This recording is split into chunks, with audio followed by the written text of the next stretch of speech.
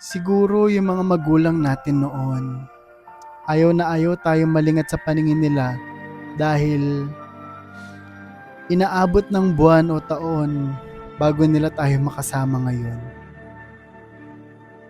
Siguro kaya nung mga bata pa tayo, pinapatulog tayo ng mga magulang natin sa hapon kasi pag tumanda ka na, mamamalimos ka na lang ng tulog at pahinga.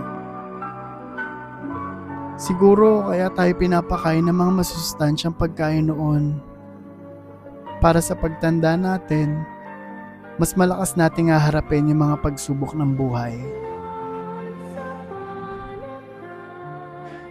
Siguro kaya pala sabay-sabay dapat kumakain noon. Kasi darating pala yung araw na mag-isa ka na lang kakain ngayon.